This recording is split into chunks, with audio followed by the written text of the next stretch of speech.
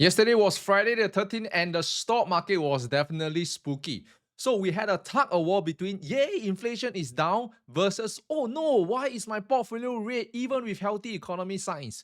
So here is what went down in the markets yesterday, and if you don't want to get spooked next week, pay attention.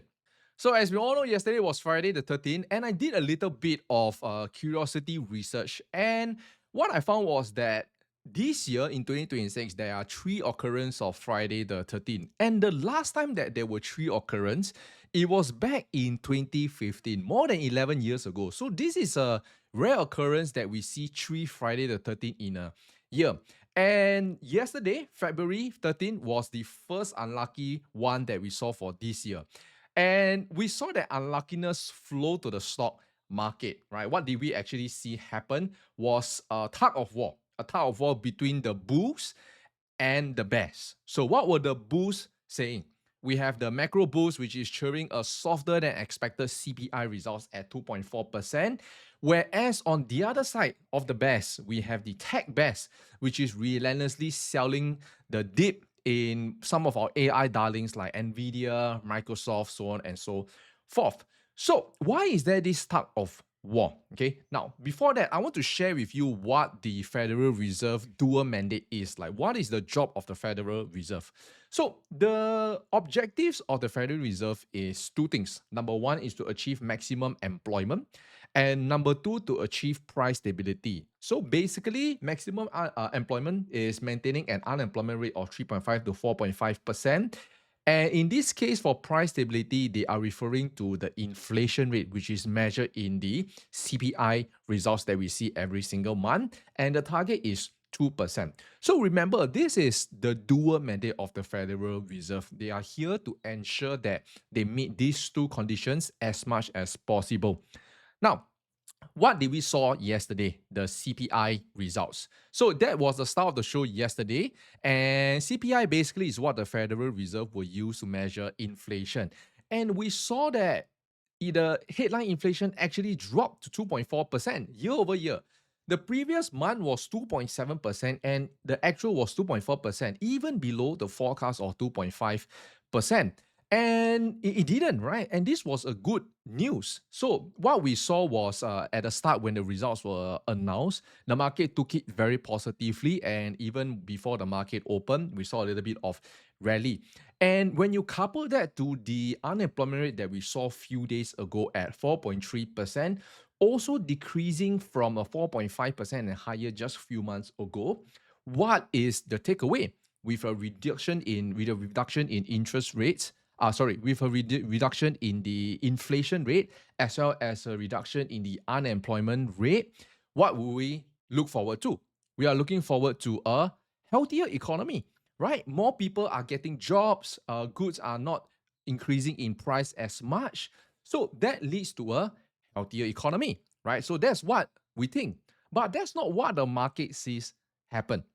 So because technology stocks apparently didn't get the memo, right? Nasdaq closed red. We also saw the Mac 7 index. Most of them actually closed red. So what we are seeing is a rotation from momentum AI stocks to more value stocks, despite us seeing good economic data from the CPI as well as the unemployment. And money is still being flowing out of high-flying tech names and into this kind of smaller caps and value plays.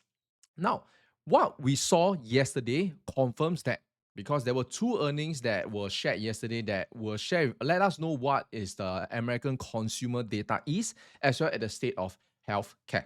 So starting with Wendy's, right? Wendy's is a very good proxy for the low-income consumer. So kind of similar to McDonald's, right? And you can see that they are actually at a 5-year low, even though yesterday after the results, they closed at 3% plus 3%.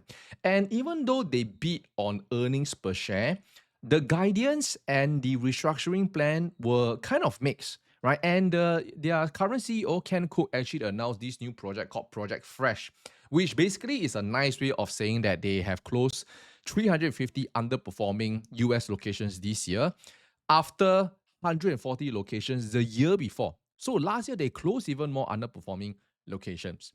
And what he shared is that the traffic is being hammered, right? And they are seeing a trade down behavior where lower income guests is simply visiting less often.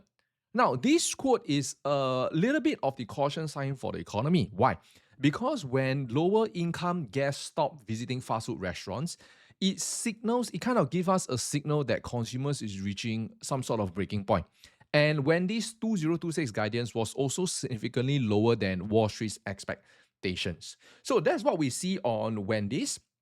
And when you contrast it with Moderna, right? Moderna actually closed 5% on the day because their CEO, Stefan, is finally executing a pivot. Because for the past 2 years, the stock was actually dead money as COVID revenue vanished. And even though they beat the revenue, they actually reported a loss. However, it was much better than what the analysts feared, and which led to this sort of relief rally. And this is also the year of discipline that the CEO promised, right? That you can look at how they have slashed all of their expenses. Operating expenses is down 31%, full year is down 30%, and cost of sales full year is down 41%, R&D down 31%, SG&A down 13%. So this also led to some sort of rally, right? Because they are becoming more efficient with their spending. They are not spending their money anyhow, and they are being more prudent with it. And even though while their new COVID booster is doing the heavy lifting, this is a good sign because it is showing investors that they are managing their cash flow better while waiting for their new products. Now, moving on to what is coming up next week. Okay, we are starting next week with a public holiday in the US, which is the President's Day. So on Monday, the stock market will be closed. Okay, so don't be surprised if you open up your brokerage and realize that none of the stocks are moving because the stock market is closed. It will be a public holiday in the US and it will only be open the next day. But on that week, next week, right, one of the most important things that I will personally be monitoring as well is Walmart's earnings. So this will probably be the main event for next week. After this week, we've already seen a lot of companies reporting. We've seen unemployment. We have seen CPI. So this will be the big one as Walmart will provide some sort of verdict whether the American consumers is actually tapped out or not. Now, what will I specifically be watching out? It is this revenue split between their general merchandise as well as the groceries.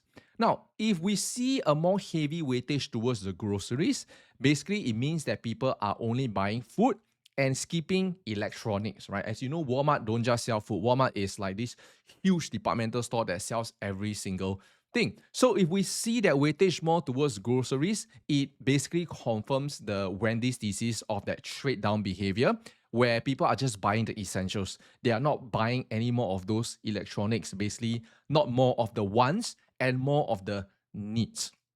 So here's what I think.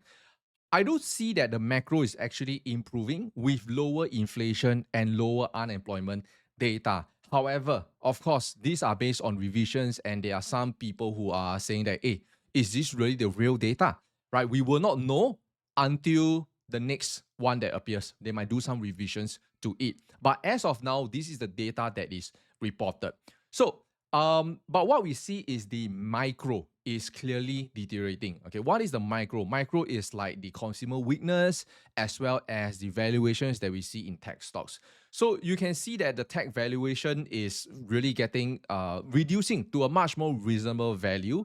And this divergence of what we are seeing, weaknesses in the consumer side in the valuations, but stronger economy, this divergence is probably why the market has been tougher to navigate over the past few months. So personally, I am exercising a bit more caution, and I'm not being super aggressive at this stage until we see more clear indicators of bottoming. But I want to hear from you, right? Do you think we will continue to see this divergence in the next few weeks, months, or do you think we are closer to the bottom right now? Let me know in the comments down below. And that's what I have for you today for today's Stock Market Digest. Be sure to hit that like and subscribe button as it will help me to create more of such videos for you. And also that you will not miss the next update. And I'll see you in the next one.